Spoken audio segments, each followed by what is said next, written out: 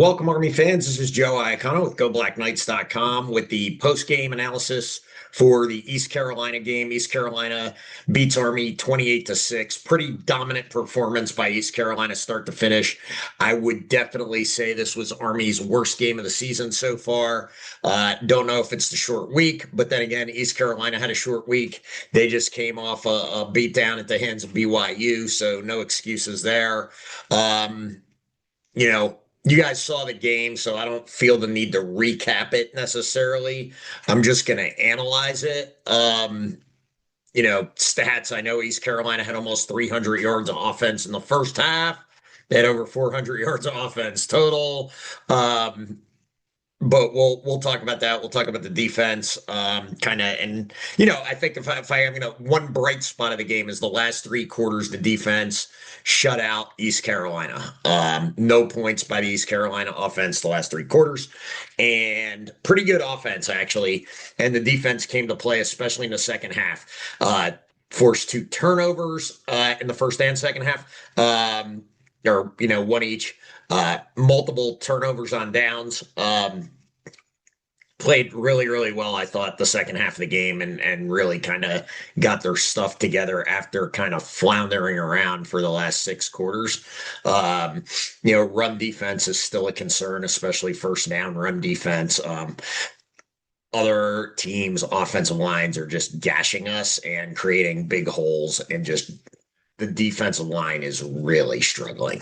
I don't know what else to say. The linebackers are doing everything they can. I think the corners and safeties are playing well. The defensive line is struggling to get pressure, and they're struggling to get any push or stop the run. Second half they played a little better. It's probably their best half of the year. But again, Army comes out and for the third game in a row spots the other team 21 points. They spotted Kansas State 13. They spotted North Texas 21, and now they spot East Carolina 21. Army's not good enough to get. I'm shocked they beat Kansas State out of a 13-0 hole. They're not good enough to give teams a 21-0 lead, and then all right, we're gonna try and play catch up like we've got Tom Brady at quarterback or something like that. It's just not gonna happen. So I don't know why Army's starting so slow, but they need to get it figured out quickly and stop starting so slow. I don't know what else to say. The defense needs to be better prepared at the start of the game, and so does the offense. The offense hasn't done anything in the first quarter of any of these games. And we'll just get into some of the things I see now that, believe it or not, we're a third of the way through the season, and the 2025 Army team is 1-3 at the end of September. Really not good, not what we expected. I didn't think they'd go undefeated in September. They had a very tough slate in September, but I thought 3-1, this could be a great season. 2-2, probably a good season. 1-3, I knew it was possible, but it's going to be a struggle the rest of the way. I think this team can still win 6 games. I think they can still make a bowl game, but we'll get into all that. Let's talk about just some issues that I'm seeing with the team early on. First off, is really, I'm sorry, it's just the talent level. I don't know the answers to these questions. Has NIL finally started to take its hit on Army? It clearly hasn't impacted Navy negatively yet. However, I've always said it's a little tougher to recruit at Army than Navy. Has that started to take effect? I don't know. Are there too many injuries to key guys? Ethan Washington, Cody Harris Miller. I don't know. Are guys who transferred out this year, who shall remain nameless, that went to the portal. Is that part of the problem? Not sure. But what I can say, and I know this is going to upset some people, is Army has one skill player on offense that could start for other teams in the American Conference, and his name is Noah Short. Noah Short is the only skill position guy on the offense that's a real D1 guy. I think Briggs Bartosh has some potential. I think Brady Anderson has some potential, but they're both young. And without a quarterback to distribute the ball, it's a problem, which brings us to problem number two. Said this at the beginning of the year. As Army's quarterbacks go, so tends to go the team. When the team was kicking everybody's butt in 2016, 17, and 18, they had Ahmad Bradshaw and Kelvin Hopkins. In 2021, they had Christian Anderson for a good chunk of the year. Tyler finished it out, but Christian Anderson got the team off to a 4-0 start. Let's not forget that. Very talented, very tall quarterback, dual threat, really liked them. Last year, it was the Bryson Daly show. These quarterbacks, Dwayne Coleman and Cale Helms, remind me of, if you'll go back in time and remember the 2022 quarterbacks, Cade Ballard and Tyler. Serviceable, can make some plays when you need them to. But neither one of them are going to win you a game by themselves. Bryson Daly won plenty of games with his talent and his running ability and his ability to run the option last year. Yes, I know the offensive line's a key part of it. Understand that. Quarterback's the most important position in football for a reason. I've often said it's even more important for option teams and even more important for academy teams. You look at what Blake Horvath is doing with Navy, that's not a coincidence. Their number 2 kid, Woodward, whatever his name is, would start for Army in a heartbeat. He's way better than anything we have at West Point. Sorry, it's just true. It's what my eyeballs tell me. It's what I'm seeing. Holman's a tough kid. He's a nice kid. He's a good kid. But he is small. Look at his hands. His hands are very small. He doesn't throw the world's most accurate ball. He missed on a shot to Hayden Reed early in the game. He threw a number of passes in the dirt that our receivers had to go down and grab. Now, don't get me wrong. Hayden Reed should have caught both those passes, especially the second one. Don't get me wrong. A good receiver will be able to go down in the dirt and get those balls. But the bottom line is, he's throwing unmolested back there, and he's dropping balls in the dirt. He doesn't have a D1 arm. Cale Helms also does not have a D1 arm. He checks his first read. First read's not there. He tucks it and runs. He seems to make plays most of the time when he's not turning the ball over, but not in the passing game.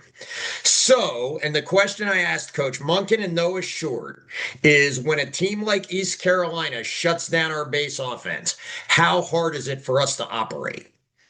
If a team shuts down Navy's base offense, Horvath is talented enough to burn them over the top. You see it time and time and time again.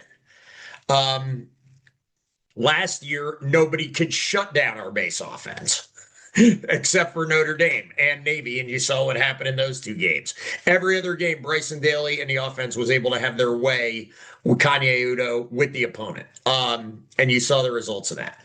But when the base offense is shut down, how hard is it to move the ball? And Coach Monken's answer to me was, Joe, you saw what happened. You saw how difficult it was for us to move the ball when our base offense isn't working.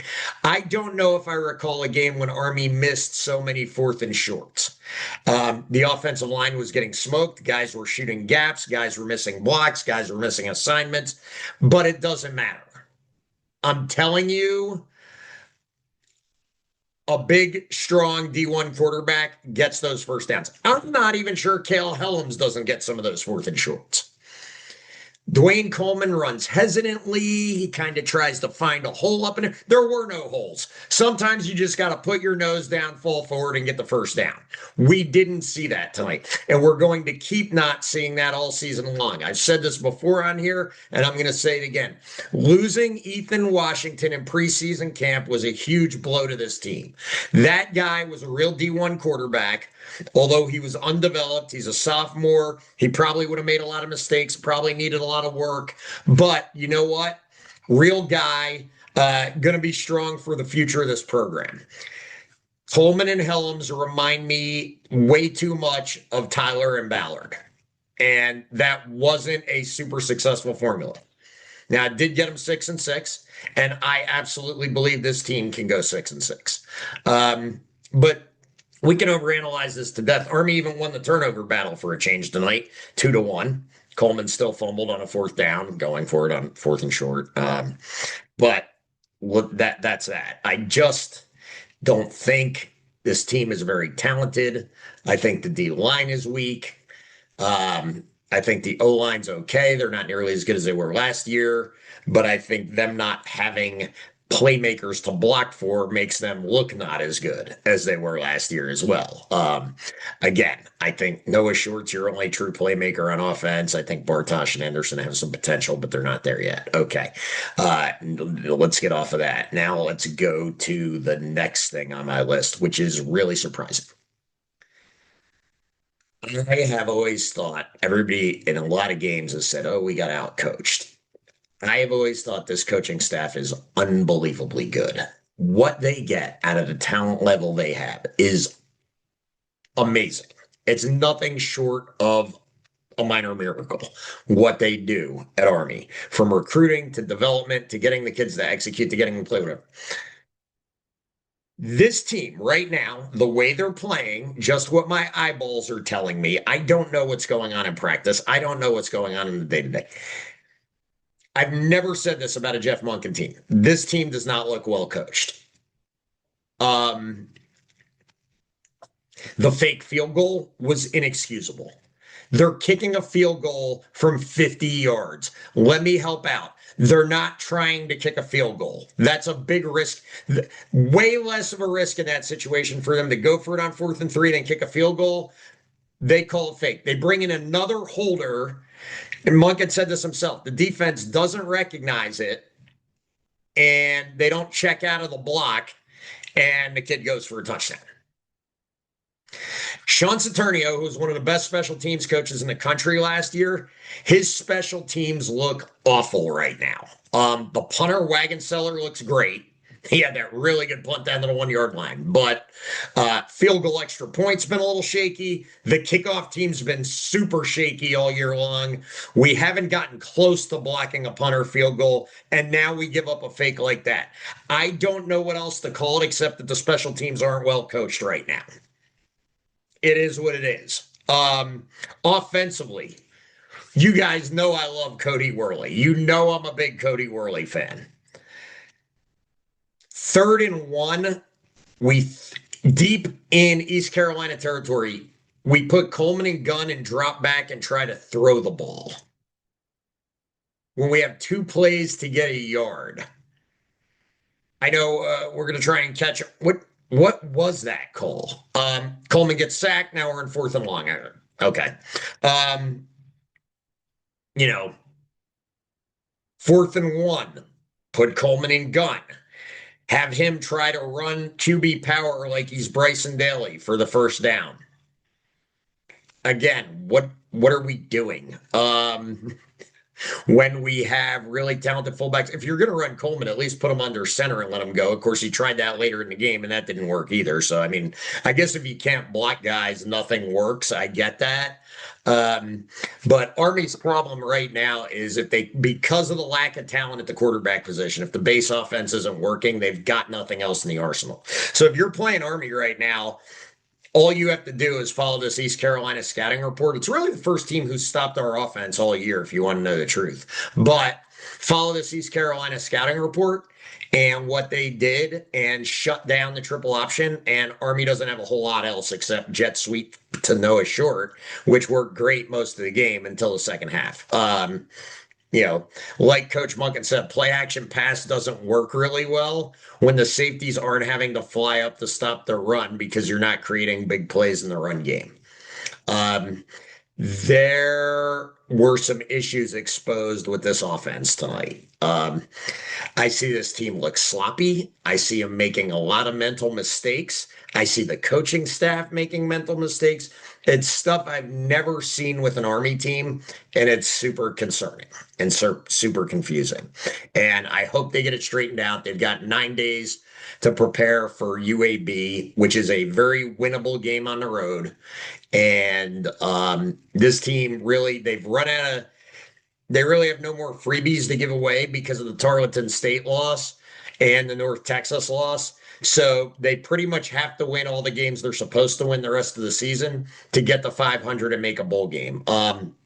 I could see them winning the next two, beating UAB and Charlotte. Then they got to go to Tulane. That's not going to be close. Tulane's going to smoke this team. Then they have Air Force, Temple, Tulsa. All three of those games could go either way, but all three of them are certainly winnable, and two of them are at home. If they get all three of those, then they're 6-4 heading to UTSA, which they also probably lose. And then, but with some momentum, and this team seems to play well against UTSA for whatever reason.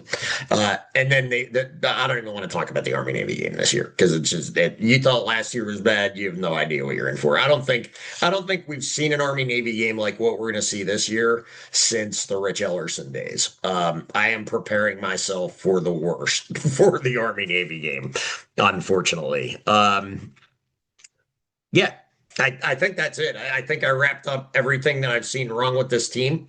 Um, I just don't have the answer as to why this team seems to lack so much talent. But I think at the end of the day, like if you were to do head-to-head Army against Navy comparison, are their backs and receivers that much better than ours? I don't think so. Is their line that much better than ours? I don't think so. I really think at the end of the day, it all comes down to the quarterback position. And losing Ethan Washington for the year hurt.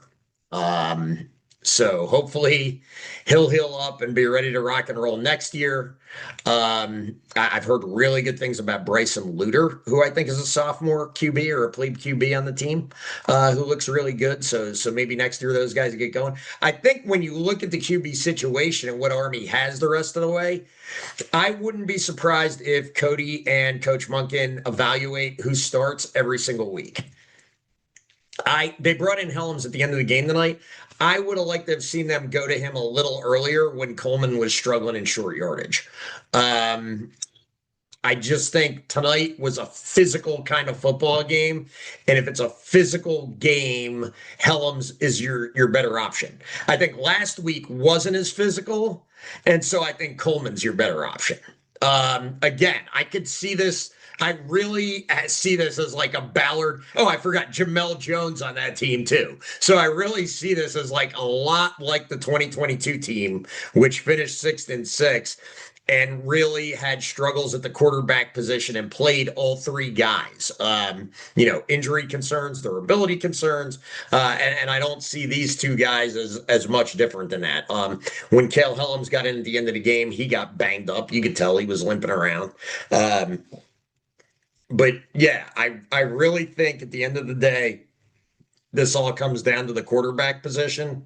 Maybe that's an oversimplification, but when Ethan Washington went down, I kind of had a feeling this was looking like a 500 season. Didn't expect them to lose to Tarleton State, which can people stop talking about? Well, they're a really good 1AA FCS team. A good Army team still beats them, right? So let's stop it. Anyway, that's where we are. You know, what we've seen, if you're a historical Army fan here, especially in the Munkin regime, every 3 years we seem to have a barn burner of a team. Go back, 24 was awesome, 21 was awesome, 2018 was awesome. And in between, it's just kind of like rebuilding, trying to find our way. So until we can start getting quarterbacks year over year, I see that trend kind of continuing. But we'll see what happens. Who knows? I'd love for these guys to prove me wrong and go win the last 8 games of the season. But I'm sorry, guys. I don't know everything about ball, but I've seen enough football in my life to kind of feel like I know what I'm talking about. And this looks like a 6-6 ball club, best case scenario. I'm hopeful they're 6-6 and they can get to a bowl game.